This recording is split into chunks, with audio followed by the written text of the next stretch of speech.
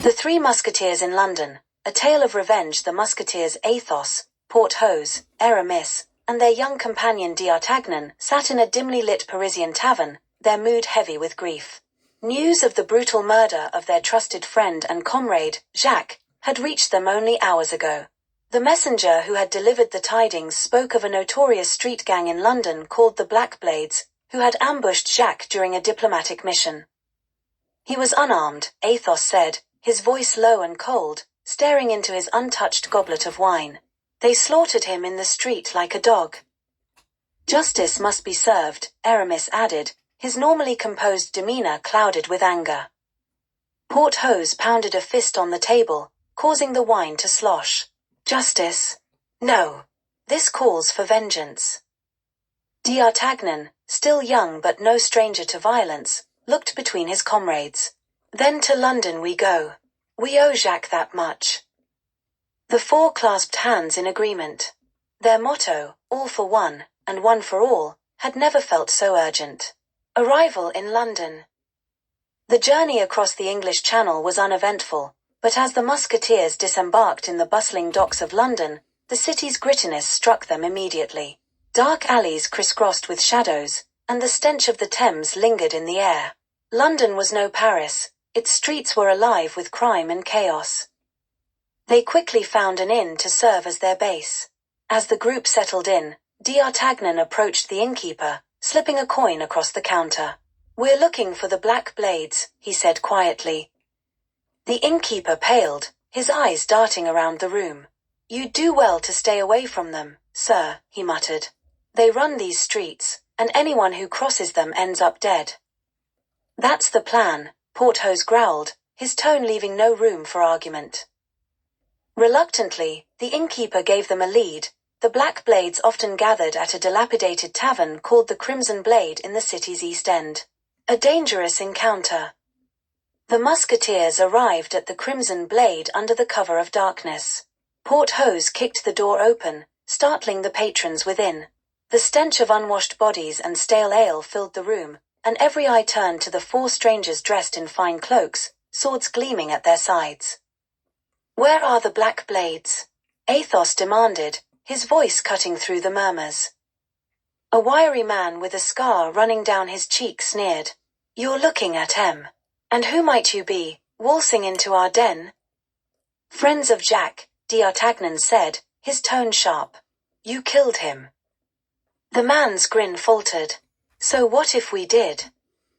Aramis stepped forward, drawing his rapier with a chilling rasp of steel. "Then you'll die where you stand." The room erupted into chaos. Blades flashed, chairs splintered, and the clash of steel against steel rang out. The Musketeers fought with the precision and skill of seasoned warriors. Athos disarmed a burly thug with a single, fluid motion and knocked him unconscious with the pommel of his sword. Porthos, reveling in the brawl, used his sheer strength to toss a man across the room like a rag doll. Aramis moved with elegance, dispatching foes with lethal precision. D'Artagnan, though young, was a whirlwind of energy, his blade finding its mark again and again. The Black Blades fought fiercely, but they were no match for the Musketeers. The survivors fled into the night, leaving their leader behind, bleeding and cornered. "Where is your boss?" Athos demanded, pressing the tip of his rapier against the man's throat. The boss is at St. Giles' Dock," the man stammered. "But you're mad to go there, he's got an army." Athos withdrew his blade and nodded to Porthos, who knocked the man unconscious with a swift blow. The assault on St. Giles' Dock. St. Giles' Dock was a labyrinth of warehouses and moored ships, its alleys lit only by flickering lanterns. The Musketeers moved stealthily, scouting the area. Dozens of Black Blades guarded the main warehouse, where their leader, a hulking brute named Garrick, was said to hold court. "We'll need a distraction," D'Artagnan whispered. Porthos grinned. "Leave that to me." He marched boldly into the open, bellowing, "Oi, Black Blade. I've heard your lot couldn't fight your way out of a tavern brawl." The guards turned, their faces twisting in rage. "What's that, you oversized oaf?" one shouted. Porthos drew his sword. "Come find out." As the guards rushed toward him, Athos, Aramis, and D'Artagnan slipped into the warehouse undetected. The showdown inside the warehouse, they found Garrick surrounded by his lieutenants. He was a towering man with a scarred face and a broadsword strapped to his back. He looked up as the Musketeers entered, his lip curling in disdain. "So, the French dogs have come to bark at my door," Garrick sneered. "Not bark," Athos replied, raising his sword. "Bite." Garrick laughed, drawing his broadsword with a metallic growl. "Then let's see what you've got." The fight was brutal. Garrick's lieutenants charged, but D'Artagnan and Aramis intercepted them, their blades moving like quicksilver. Athos engaged Garrick directly, their swords clashing in a fierce duel. The sound of combat drew reinforcements, and soon the warehouse was alive with the chaos of battle. Porthos rejoined the fray, barreling through the guards like a battering ram. Athos fought Garrick with grim determination, his strikes precise and unrelenting. But Garrick was a formidable opponent, his strength and reach giving him an advantage.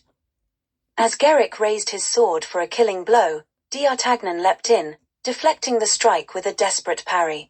"Not today," he shouted. Together, Athos and D'Artagnan pressed Garrick back. Finally, Athos found an opening and drove his blade through Garrick's chest. The gang leader staggered, his broadsword falling from his grasp, before collapsing to the ground. Victory and vengeance. With Garrick dead, the remaining black blades fled. The Musketeers stood amidst the wreckage of the battle, their swords blooded but their spirits triumphant. "Jacques is avenged," Aramis said quietly, crossing himself. Athos nodded. "And London is rid of these vermin." As dawn broke, the Musketeers left the dock and began their journey back to Paris. Their mission was complete, but their bond as brothers-in-arms had grown even stronger. "All for one," D'Artagnan said, sheathing his sword. "And one for all," the others replied. They disappeared into the morning mist, ready for whatever adventures awaited them next. The end.